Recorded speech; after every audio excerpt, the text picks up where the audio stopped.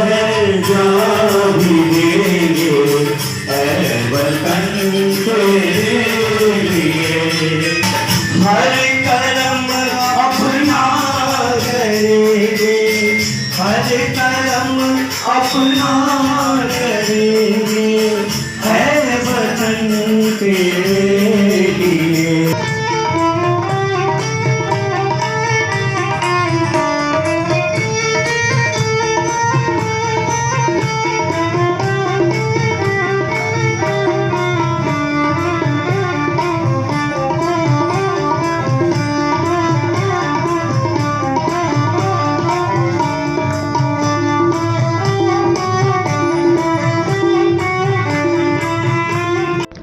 All India welfares association द्वारा industrial area site 5 Panki Kanpur Nagar में राष्ट्रीय सेमिनार का आयोजन किया गया। सेमिनार का उद्घाटन मुख्य अतिथि श्री संजीव कुमार, उप महाप्रबंधक यूनियन बैंक ऑफ इंडिया द्वारा किया गया।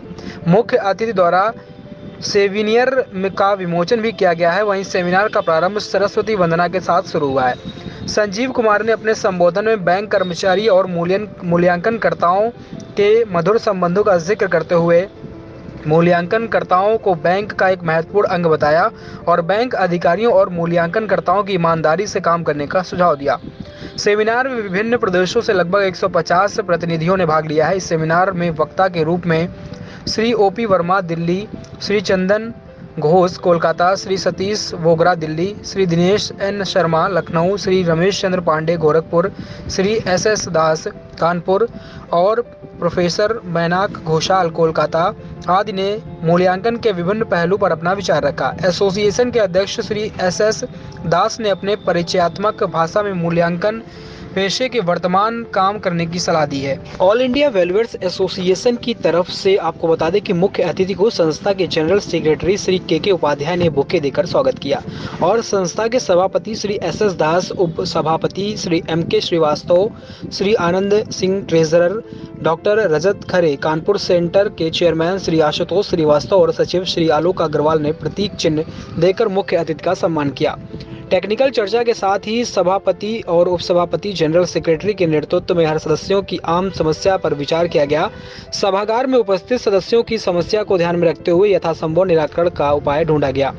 टेक्निकल सेमिनार के उपरांत सभी मूल्यांकनकर्ताओं को सर्टिफिकेट प्रदान किया गया और समस्त वक्ताओं को स्मृति चिन्ह भेंट किया गया, जिसमें ऊपर लिखित पदाधिकारियों के साथ ही काउंसिल सदस्य और कानपुर सेंटर के एग्जीक्यूटिव सदस्य जैसे कि श्री ललित कांत मिश्रा, श्री सत्येंद्र मिश्रा, मनोज कुमार श्रीवास्तव, मोहम्मद मिनाज जाफरी, नरेश खंडेलवाल, पवन श्रीवास्तव, राम सेवक शुक्ला, प्रदीप सिंह भाटिया, आशीष कुमार, ब्रजकिशोर पाठक, राहुल मिश्रा आदि लोग मौजूद रहे। इस दौरान कार्यक्रम का संचालन डॉक्टर ओमेंद्र कुमार ने किया। सेमिनार के उपरांत मेलोडी एंड राइदम ग्रुप के श्री अमर जैन, श्री अभय जैन और श्री जय कुमार द्वारा सांस्कृतिक कार्यक्रम की प्रस्तुति दी गई, जिसे सभी दर्शकों के द्वारा तालियों की गड़गड़ाहट के द्वारा जमकर सराहना की गई है। काम करेंगे, लंच करेंगे, डिनर करेंगे, वो सब तो कोई भी कर सकता है, लेकिन एक छत के नीचे इतने वैल्यूअर्स अगर जमा होते हैं तो हम एक स्टैंडर्ड तय करते हैं, एक मानक तय करते हैं। देखिए, पढ़ाई लिखाई हम लोग जो पढ़ते हैं बहुत थियोरेटिकल होता है। प्रैक्टिकल हम जब फील्ड में जाते हैं तो फिर हमें किस तरह से किसी एसेट का वैल्यू देना है, क्या एक स्टैंडर्ड हमें तय करना है। बहुत से बैंक्स में अलग अलग रेगुलेशंस होते हैं, पॉलिसी होते हैं। हमारे बैंक में भी एक पॉलिसी है कि एक सर्टेन वैल्यू के बाद हम 2 वैल्यूअर से वैल्यूएशन लेंगे। क्यों ऐसा हम करते हैं? या 2 वैल्यूअर से वैल्यूएशन लेंगे और दोनों में जो कम वैल्यू होगा वो वैल्यू को हम एक्सेप्ट करते हैं नॉर्मली। क्यों कम वैल्यू क्यों देगा? एक वैल्यूअर हमको वैल्यू ज्यादा देते हैं, दूसरे कम देंगे, ऐसा क्यों होता है? ठीक है, स्लाइड 1-2% का डिफरेंस आएगा। तो यही मानक हमें तय करना है कि हम अगर 2 या 5 वैल्यूएशन भी करवाओगे तो मोर और लेस एक प्लस माइनस 2% 5% डिविएशन हम वैल्यू वही देंगे। वो स्टैंडर्ड हमें तय करना होता है। ये कहीं किताब में यूनिवर्सिटी में नहीं पढ़ाया जाता है। जब तक हम फील्ड में काम नहीं करते हैं तब तक हमें इसकी जानकारी नहीं।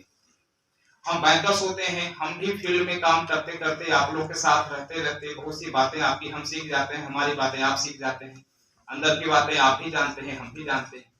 लेकिन एक जो डिफरेंशिएटिंग फैक्टर होता है किसी भी प्रोफेशन में, वो होता है एथिक्स। एथिक्स की अगर बात आती है, ये it's not only profession of valuation, चाहे वो लॉयर हो, चाहे वो किसी भी प्रोफेशन की बात हो। आप लोग एनरॉन का नाम सब लोग सुने होंगे, ग्लोबली बड़ी चर्चा में रहा था, हर जगह गूगल कीजिएगा मिलेगा, हर जगह मिलेगा एनरॉन के बारे में। एनरॉन एक इतनी बड़ी कंपनी, इतना तेजी से राइज किया, कभी 300% ग्रो किया उसका शेयर प्राइस और मार्केट वैल्यू सब कुछ। अचानक एनरॉन में ऐसा क्या हुआ कि वो उसका डाउनफॉल हो गया। उसका जो सबसे बड़ा कारण बताया जाता है, जहां भी बहुत सी किताबें लिखी गई है, जितने मैनेजमेंट की किताबें आप पढ़ेंगे उस समय एनरॉन का चर्चा कहीं न कहीं होता है। उसमें आता है कि अनएथिकल प्रैक्टिसेस को अडॉप्ट किया था उसने, और जहां हम अनएथिकल प्रैक्टिस को अडॉप्ट करते हैं हमारा पतन तय है, चाहे पर्सनल लाइफ में हो या प्रोफेशनल लाइफ में, दोनों लाइफ में, not only professional life, personal life. आपका रोल थोड़ा ज्यादा है। क्यों ज्यादा है? देखिए, बैंकिंग और लेंडिंग ये दो ऐसे चीज हैं जो किसी भी इकोनॉमी का बैकबोन है। अगर हम लेंडिंग नहीं करेंगे, अपने पैसे से कोई बिजनेसमैन अभी बिजनेसमैन बना है क्या? आप देश के नहीं पूरे वर्ल्ड के बिजनेसमैन को, जितने कॉर्पोरेट्स हैं उनको ले लीजिए, जितने बड़े कॉन्ग्लोमरेट्स हैं उसको आप ले लीजिए, उनको बैंक से फंड लेना पड़ा है तभी वो आगे ग्रो किए हैं। क्यों? हम लोन क्यों लेते हैं? खास करके हम कमर्शियल लोन क्यों लेते हैं?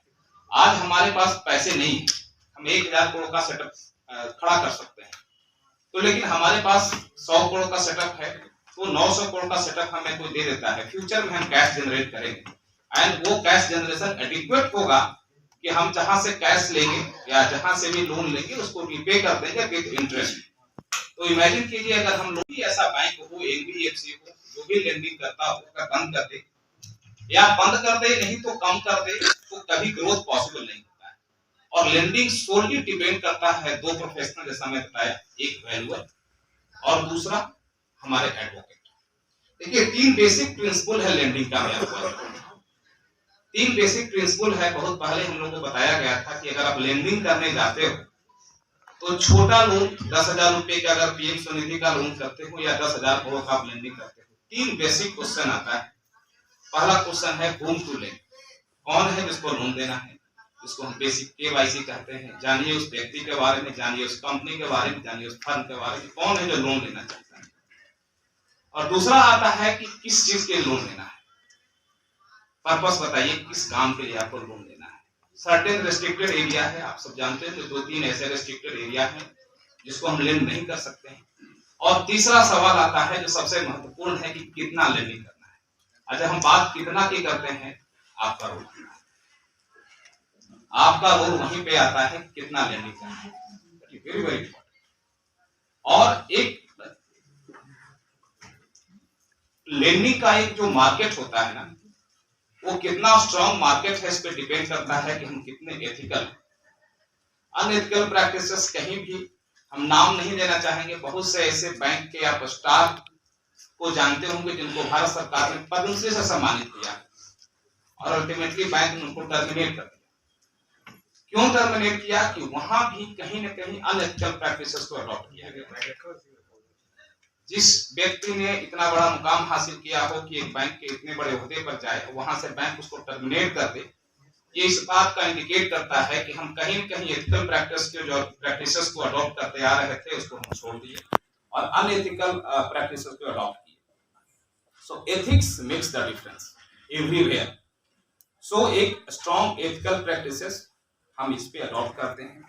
जितने कंसल्टेंसी फर्म्स हैं, वर्ल्ड के फेमस कंसल्टेंसी फर्म का आप नाम ले लीजिए और उस कंसल्टेंसी फर्म में काम करने वाले एम्प्लॉय का नाम लीजिए, वो सारे world famous consultancy firms India के एक भी नहीं है और बिना इंडियन एम्प्लॉय के एक भी काम नहीं करता है। तो डिफरेंस क्या है? हम ही उसमें काम करते हैं। वो वर्ल्ड फेम कंसल्टेंसी फर्म कैसे बन गए? किसी का नाम ले लीजिए आप, मैकेंजी का नाम ले लीजिए, EY का नाम